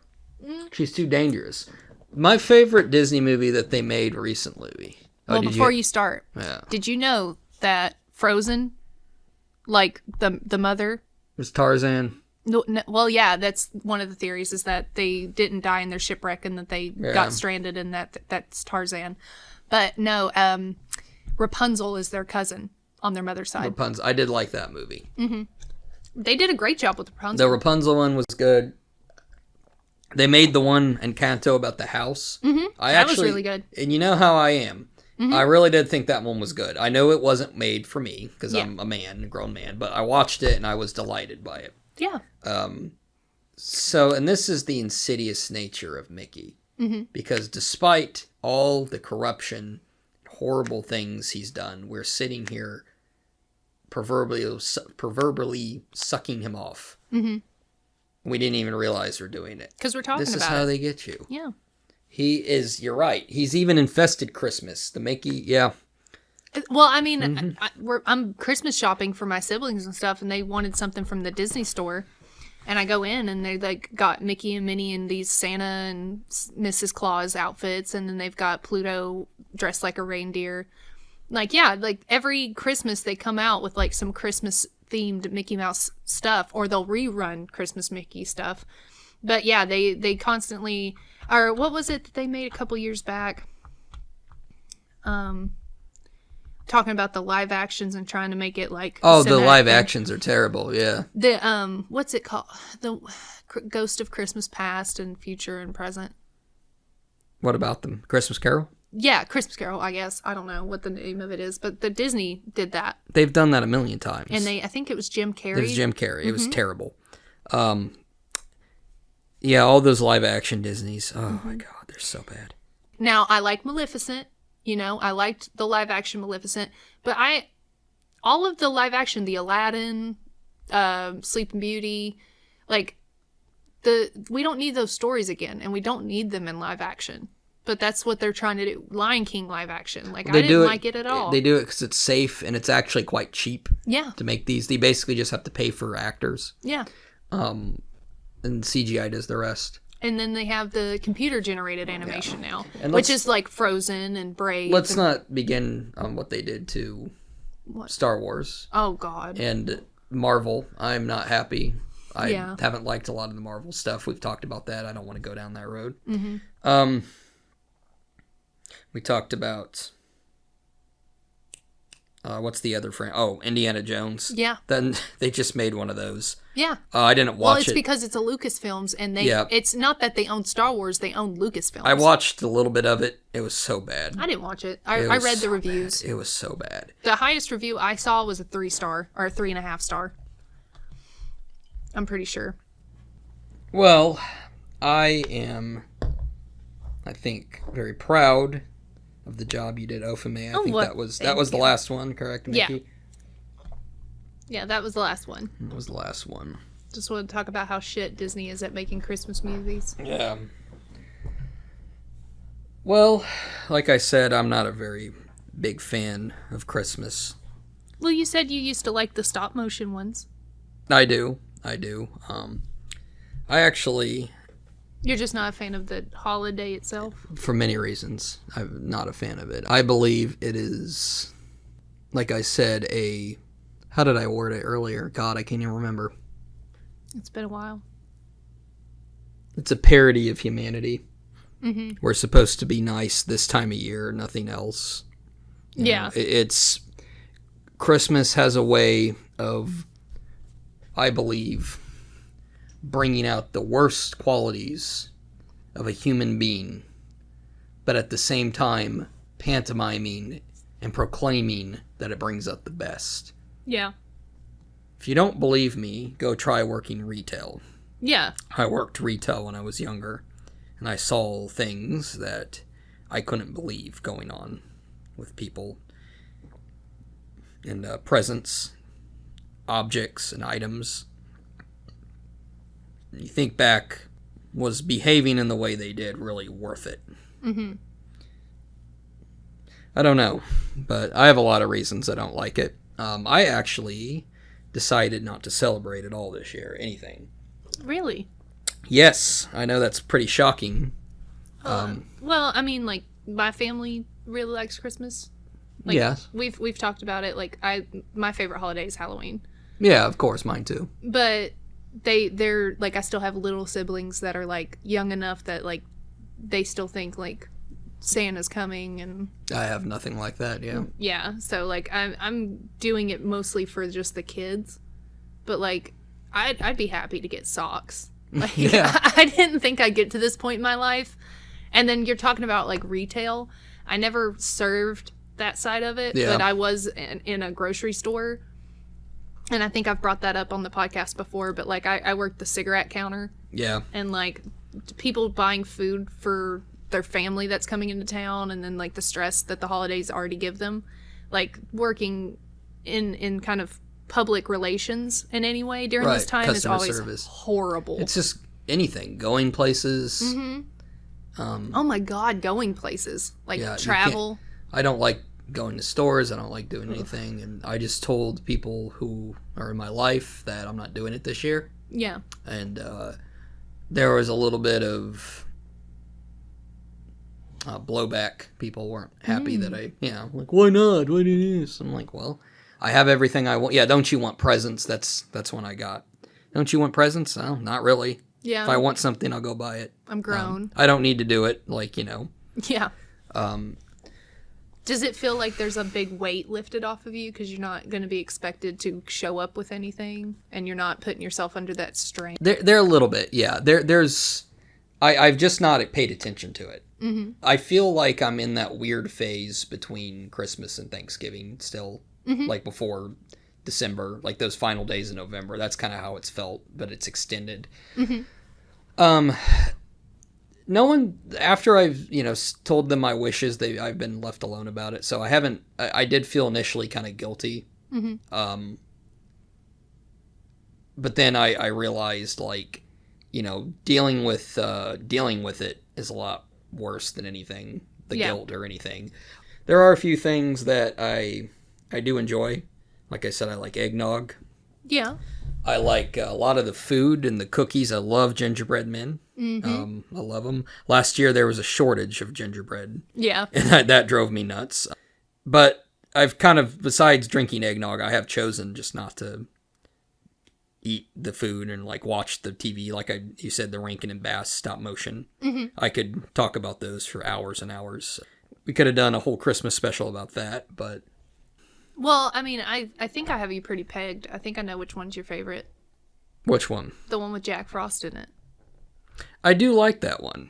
That's not my favorite. You've probably never heard of my favorite. Which one? Well, I'll tell you in a minute, but like the Jack Frost one is good. I love Kubla Kraus. The Jack Frost one has my favorite song, and that's There's the Rub by Kubla Kraus. Maybe I'll put that in the intro. That might be the good intro song. I like that character. My favorite is one called The Life and Adventures of Santa Claus. Frank Baum is an author who wrote The Wizard of Oz. Okay. He also wrote a book called The Life and Adventures of Santa Claus. Much of the modern mythos of Santa came from Frank Baum.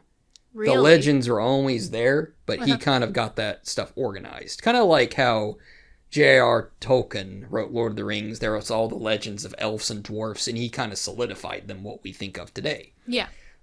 Fun fact, Santa Claus is canon in the Wizard of Oz books. There's 2 or 3 Wizard of Oz books. He's in them. The world exists there, yeah. I didn't realize there was more Wizard of Oz. I thought it was just the movie. No, there's a lot. It was a book. It was a very popular book. Very weird books, actually. You might like them. They were actually commentary on the gold standard, and like everything. They're very political, believe it or not. Like they all represent something. I don't. Well, I told you I was rereading Hunger Games, so that's probably what I you're think thinking I'd like I think the Wicked Witch was supposed to represent dollar. Because she was green, and you weren't. He was against the dollar. Yeah.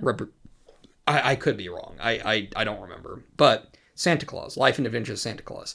They tried to take that book and turn it into a stop motion in the 80s. It was at the tail end of Rankin and Bass, the production company, their height in popularity. It was like one of the last ones they made. They started with Rudolph, and then Santa Claus is coming to town, and then they got very popular. and they play those every year. They also did animated. They did Frosty the Snowman. They did a few animated ones. Cricket at the Hearth. It actually was all started by Macy's. I believe it was Macy's, trying to make a Christmas special on TV so they can plug their commercials in between. Really? Yeah, right. It was the most capitalistic, commercialized bullshit in the world, but I love it. Okay. Yeah. And like it was a big deal, and that's where the Christmas special came from. They're like, "Hey, we can sell our products. They get these little shits and brainwash them early," and it worked. It worked beautifully. Make little stuffed animals. Yeah, and it characters. started in the late 50s and was really, I think it stopped. I mean, it went on through the 90s. There was like the TV special episodes, but like to have like independent Christmas story that had nothing to do with any TV show, I think that kind of really stopped like early 90s. Okay. Life and Adventures of Santa Claus is just that. It's made in the 80s. It's the height of what they can do. Mm-hmm. I own it. I own this because this is how much I liked it. Yeah. And they really went all out with the puppets. It starts off gods. It's metal. This is metal as fuck. This is the reason it's not popular is because it's so metal and so hardcore. There is a war, a battle, because there's these things called the Ophamae, which are like goblins and ghosts that are trying to stop Santa from like delivering presents to kids. Okay. But I'm getting ahead of myself. That's the end of the movie. Okay. The beginning is Santa Claus is a baby. Little baby? Let me start. Sorry. Okay. Getting excited. Yeah. Well, I don't have anyone to talk to this shit about. Like, no one wants to hear about Life and Adventures of Santa Claus. Yeah. They want to hear about ass cake. Like, they don't want to hear about this. They want to hear about a woman using an enema to put cake mix up her butt. Okay. And then pooping in a pan and baking it and eating it. They don't want to hear about Santa Claus. I want to hear about Santa. I don't want to hear more about ass cake, please. Okay. So, the Life and Adventure we're going to cut out ass cake, right? Yes. Okay. Life and Adventure starts off. And it's the Council of the Gods. And it's like playing this song. Immortality. Ton, ton, ton. And there's drums. And it's like, there's this little god. He's like the herald. He's like, it is the leader of the wind demons. And then this big black, like, fucking, like amalgamation of, like, glitter and shit comes down. And it's like, oh my it's God. Like the ruler of the sun spirits. And this, like, bright thing holding this, like, star comes down. And all these gods are getting together. Okay? Okay. And the Great Ack, which is this guy with horns, antlers. He's like, we have gathered here to discuss the fate of the mortal known as Santa Claus. And they're like, the wind demon's like, oh, Santa Claus is a bitch. Yeah, we fucking hate that guy. And they're like, well, tonight he is going to die. And we must decide if we are going to make him immortal. I could have just played the clip. It's okay. I like this more. And so that's how it starts. And then it cuts to the beginning of Santa Claus, where he is a little baby thrown into the woods to be eaten and killed by wild animals. A naked baby. And the Great Ack comes along and picks him up. The ghost. The guy with the antlers. Yeah. And he takes care of him. It's hardcore. Yeah. People are dying. There's I'm surprised a war. the Gat got him. Who? And wants to raise him. The Great Ack, yeah, because he's an innocent baby. Yeah. And he turns him, he's raised by like fairies and like woodland people and like elves and shit. And that's where the elves come from. Okay. So yeah, he's an abandoned orphan. And my favorite part of the whole thing is when Santa Claus becomes grown up. Like he turns 16. He doesn't understand he's a man. He doesn't know what a mortal is. He has never been in pain. He's always lived in the fairy realm. He doesn't know anything. And like the Great Ack is like, Santa Claus, yeah, coming with me today. And Great Ack, it shows him. They fly into outer space. And they're flying around the globe. And the Great Ack is showing him how bad people are. He brings them to feudal Japan, and he sees samurai fighting. Brings them to knights, and he sees like a war. He's like, the Santa Claus, he's like, why are they doing this? Why are they fighting? Because they're mortal. Yeah, he's like, they are mortal, Santa Claus. They are douchebags. This is what they do. They shows them starving children in like India. Like, help us, help us. And then it shows like fat British people. Yeah. And they're like eating turkey legs. They're like, look, we can't spare an ounce of our food for the peasants. And Santa Claus has like an existential crisis and he just wants to die because he's like, this is what I am. Oh, God. And then he's like, I know how to fix this.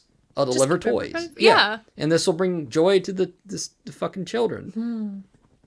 Well, then the Ophamae come and they're like orcs. Yeah. They're like, you cannot deliver presents, Santa Claus, you piece of shit. You goddamn fucking... You're fucking up our whole thing. Yeah, we're here. We're feeding off of this. Yeah, this is good. Like, we like it. We like people in trouble. It's funny. It's for the lol, Santa Claus. They also can go invisible and they have giant spiders and dragons. Ooh, fuck that. And then they get into a bit... The great act is like, we must bring children these toys, the objects. And Santa Claus is like...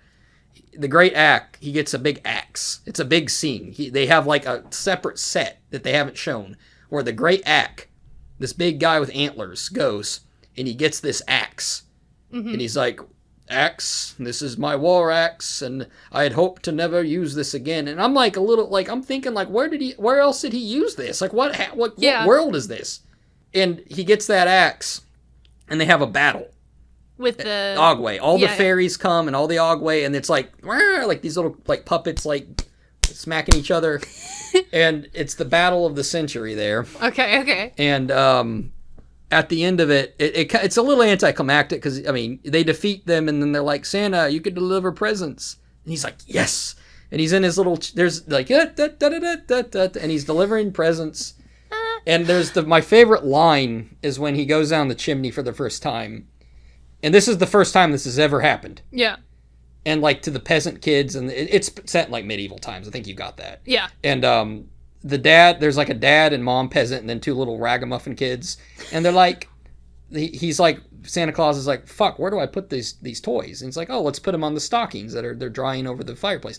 So that's where the stocking idea came from. And in the morning, the kids are like, wow, we got presents in our socks.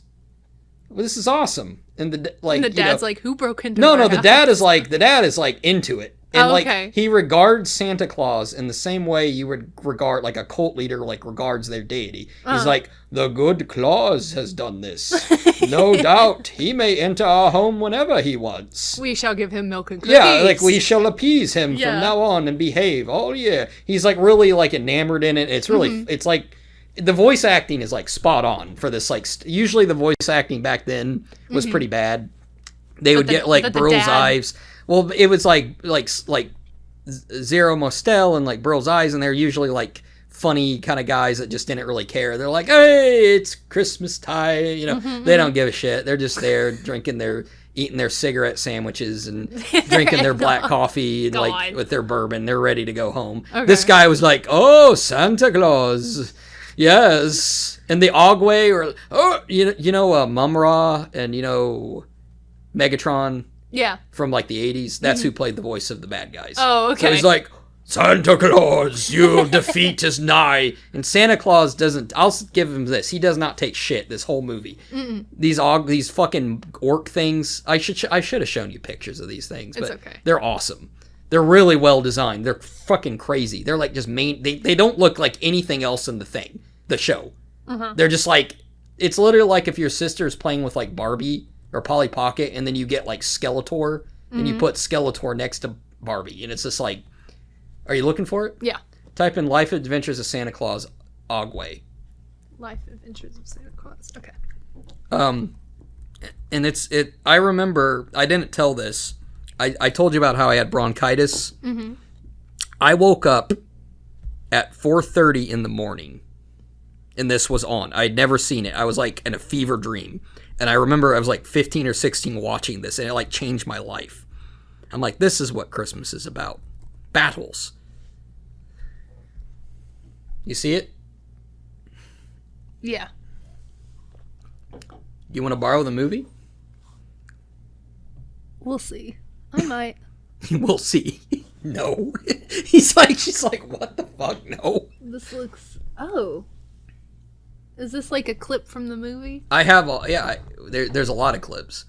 Like, does that look correct? That's not right. That's not right? That's the remake. That's the remake. It says 80. They made an animated remake that sucks. Okay. Ogway. Then what do I need to look up? Puppet? Here, I found it. Okay. This looks like Zelda. Yeah, it's actually a lot like Zelda. There's the great Ack. He's in the council meeting. Here he is with his axe. Look at this. See, I told you. I'm not making it up. Okay. Here he is. Wait, hold on. I love the great Ack. I love it when he's flying around with Santa Claus. Here he is. This is a clip. See, he's got Santa and he's flying him around the world. Like, look down there, Santa. Look at that bullshit. Where is the monsters? Hold on.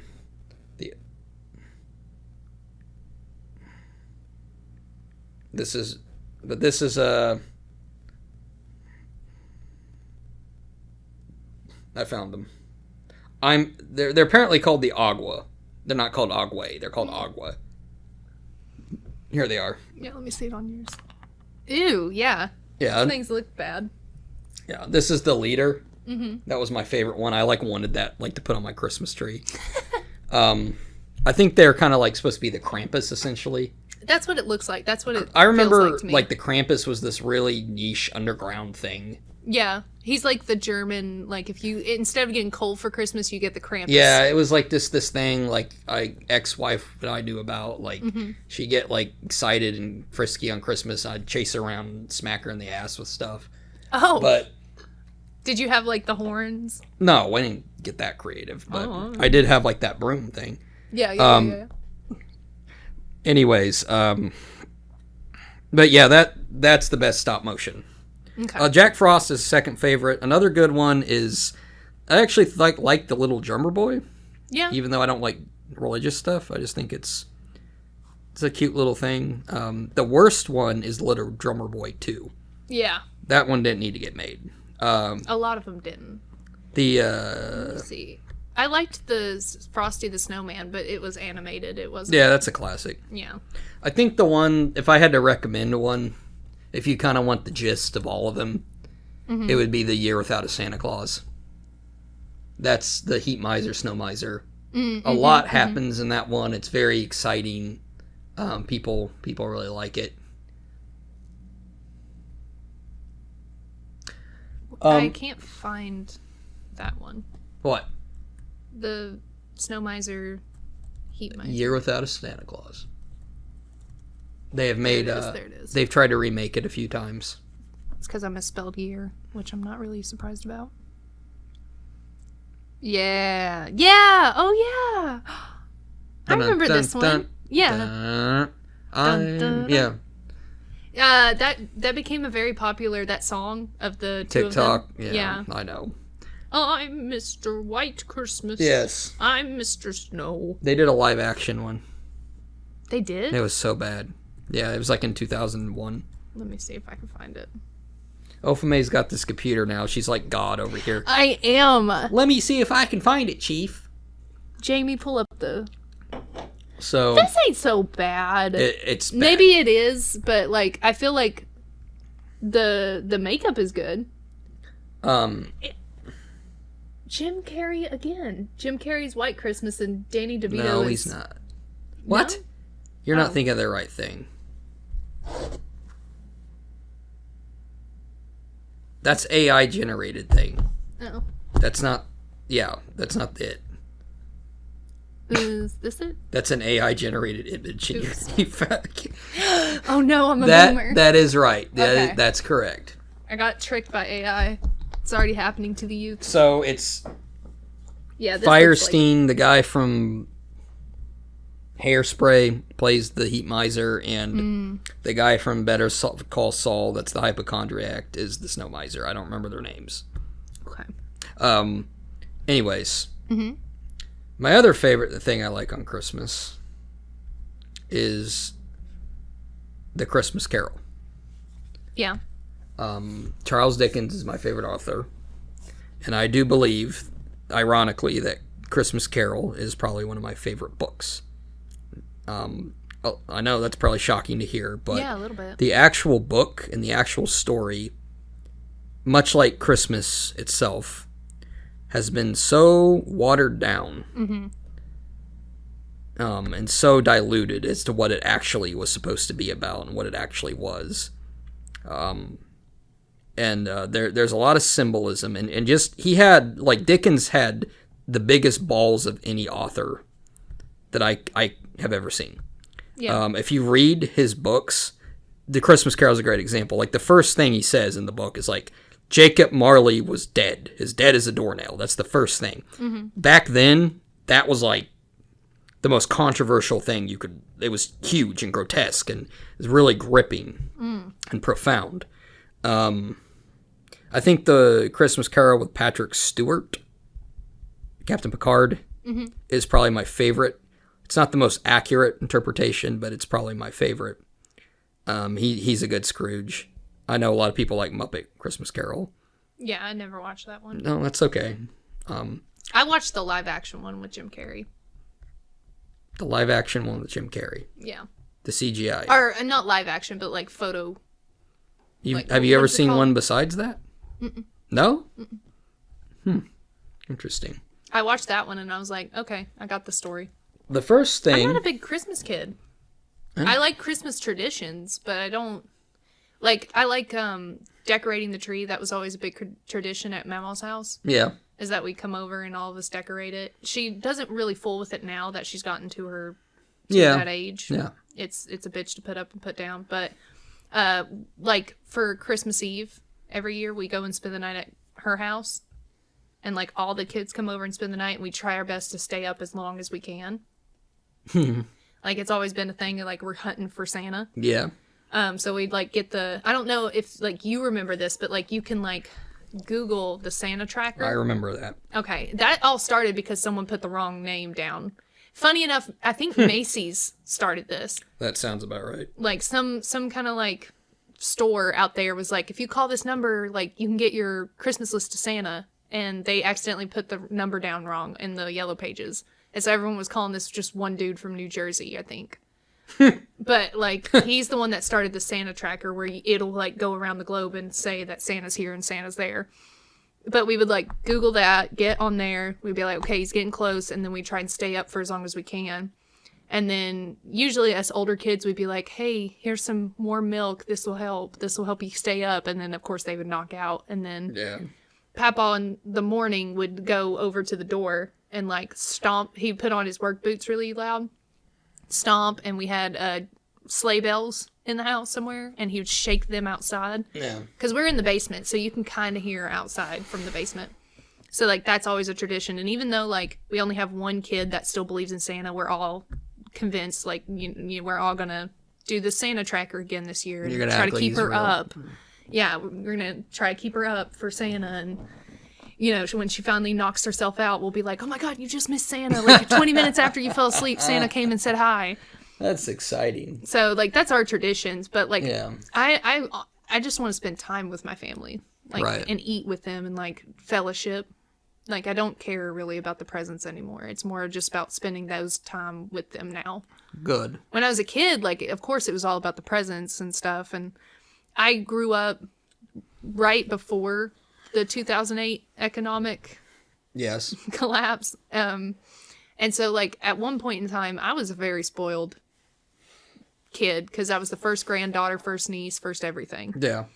And I remember I was getting, like, gifts, like, every week at one point. And then my grandma was like, she's kind of getting spoiled. We need to kind of calm down on this. And then the economy failed, and they're like, well, now we don't have a choice. So for Christmas, I used to ask for expensive things. But, like, when I said earlier, like, I would be happy with a pair of socks, get me some nice wool socks, and I will give you the biggest hug on Yeah. Christmas. Because it's just, like, it doesn't matter what presents I got. It's that you've listened to me complain. Or, like my grandma, she was talking about, you know, how I had to not come over and record Yeah. because of my chemical burn. Like, We didn't mention that. oh, I said Ophamae got sick earlier. She had something happen to her face. Yeah, But she's fine. yeah, I have sensitive skin and I bought this expensive face You don't wash. need to go tell them, but No, yeah, but, like, my grandma was like, oh, well, I already got you something for Christmas, but do you want me to get you some new face wash that won't burn you? You know, because I was talking about it. So, like, for me, it's like, it doesn't matter the amount of the Christmas present. It matters, like, what have you been listening to me talk about? Like, my special interest, like, do you really know me that you can buy me a present without me having to make a Christmas list? So, like, I've been talking about how I wanted wool socks all year. I've been talking about how I've wanted new pajama pants after my dog ate them. So, like, I know, like, my grandma's got me. She's going to have those things. But, like, I'm just excited to mess with Savannah. I'm just excited to, you know, try to keep her up and keep the spirit of Christmas alive in her for one more year before we have to pull the cord. Yeah. And, yeah. And, like, watching movies, like, we'll watch Home Alone. That's about it. But you have, like, these memories with these movies. Yeah. For me personally, the stop motion movies freak me out. I don't really like them. I didn't like Coraline for the same reason. Like, the stop motion, it's too jerky. I don't like it. So we don't really watch movies like that. And you're talking about Christmas Carol, like, being a big impact. And I'm like, I can't even tell you, like, I just know the past, the present, and the future in it. If you want me to be honest, after listening to you speak a little bit, it dawned on me that most of my Christmas, what I associate with it is, like, media, like movies and stuff, because that's what I did, me. But you don't know much about Christmas Carol, though. Mm-mm. It's actually quite creepy. Yeah. Scary. Well, I mean, the version I watched was scary, for sure. The book. Oh. The second ghost, in my opinion, is the scariest. Which one's that? The Santa Claus-looking one. Oh, yeah. He's very mean. Very intimidating to Scrooge. Mm-hmm. He's not... he's nice, but they generally depict him as this, like... rough, or... Yeah, he's more like Dionysus, which is the Greek god. The god of wine and partying. I actually wanted to, and I mentioned this to you earlier, read a passage from the Christmas Carol as we're kind of wrapping up here, if you would permit me. Yeah, go ahead. And I think it kind of applies a little bit to the podcast and everything in general. It is, this is part of the book where Scrooge has just gone through the motions with the second ghost, the one I'm talking about. Okay. And that ghost is about to go away. And the next ghost, which is like the ring wraith, Ghost of Christmas Future, is about to come. So, he's just gotten done, I think, with Tiny Tim and all that bullshit. Mm-hmm. And I'm going to start reading. It's only like 2 pages, so don't worry. It was a long night, if it were only a night, but Scrooge had his doubts of this, because the Christmas holidays appeared to be condensed into space of time as they passed. It was strange, too, that while Scrooge remained unaltered in his outward form, the ghost grew older, clearly older. Scrooge had observed this change but never spoke of it, until they left a child's 12th night party. When looking at the spirit as they stood together in an open place, he noticed that its hair was gray. "Are spirits' lives so short?" asked Scrooge. "My life upon this globe is very brief," replied the ghost. "It ends tonight." "Tonight!" cried Scrooge. "Tonight at midnight! Hark! The time is drawing near." The chimes were ringing, the 11:15 at the moment. "Forgive me if I am not justified in what I ask," said Scrooge, looking intently at the spirit's robe. "But I see something strange, and not belonging to yourself, protruding from your skirts. Is it a foot or a claw?" "It might be a claw, for the flesh there is upon it," was the spirit's sorrowful reply. "Look here." From the folding of its robe, it brought 2 children, wretched, abject, frightful, hideous, miserable. They knelt down at its feet and clung upon the outside of its garment. "Oh, man, look here! Look down here!" exclaimed the ghost. They were a boy and a girl, yellow, ragged, scowling, wolfish, but prostrate, too, in their humility. Where graceful youth should have filled their features out and touched them with its freshest tints, a stale and shriveled hand, like that of age, had pinched and twisted them and pulled them into shreds. Where angels might have sat enthroned, devils lurked and glared out menacingly. No change, no degradation, no perversion of humanity, in any grade, though, all mysteries of wonderful creation, has monsters half so dreadful and horrible. Scrooge stared back, appalled, having them shown to him in this way. He tried to say they were fine children, but the words choked themselves rather than be parties to a lie such with enormous magnitude. "Spirit, are they yours?" Scrooge could say no more. "They are man's," said the spirit, looking down upon them, "and they cling to me, appealing from their fathers. This boy is ignorance, the girl is want. Beware them both, in all of their degree, but most of all beware the boy, for on his brow I see written, which is doom, unless the writing be erased." "Deny it," cried the spirit, stretching out its hand towards the city. "Slander those who tell it ye. Admit it for your factitious purposes, and make it worse, and abide the end." "Have they no refuge or resources?" cried Scrooge. "Are there no prisons?" said the spirit, turning on him for the last time with his own words. "Are there no workhouses?" The bell struck 12. Scrooge looked about him for the ghost and saw it not. As the last stroke ceased to vibrate, he remembered the prediction of old Jacob Marley, and lifting up his eyes beheld a solemn phantom drooped in a hood, coming like a mist along the ground towards him. And probably maybe didn't need to read that last paragraph, but...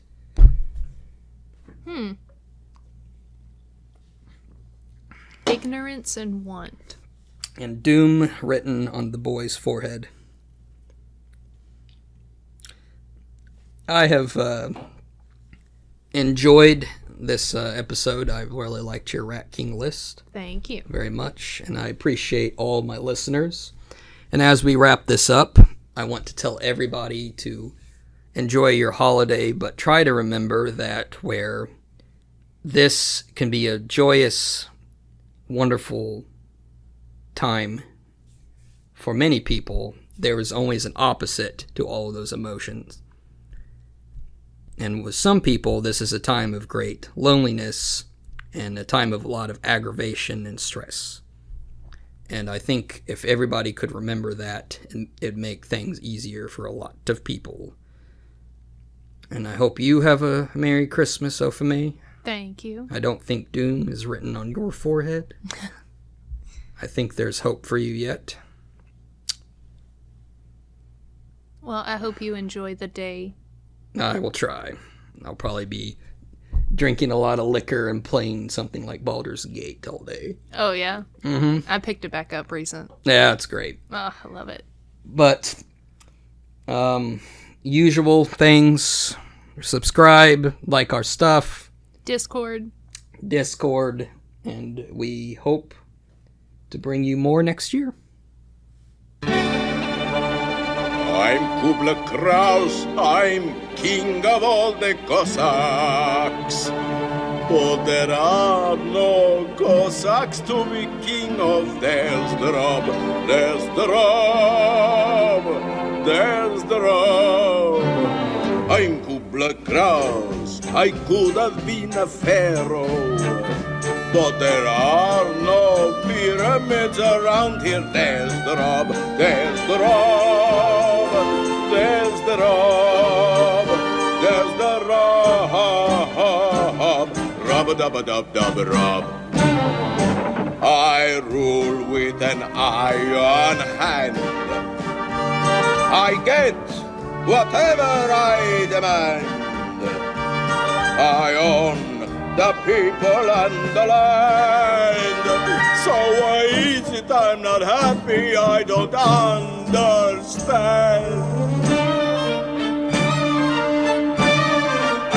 I'm Kubla Kraus. I could have been a Raja.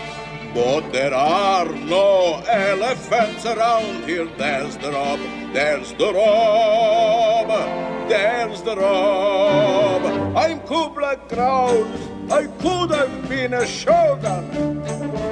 Oh, there are no samurai around here. There's the rub, there's the rub, there's the rub, there's the rub, rub-a-dub-a-dub-dub-a-rub. There's the rub, there's the rub, there's the rub, rub-a-dub-a-dub-dub-rub.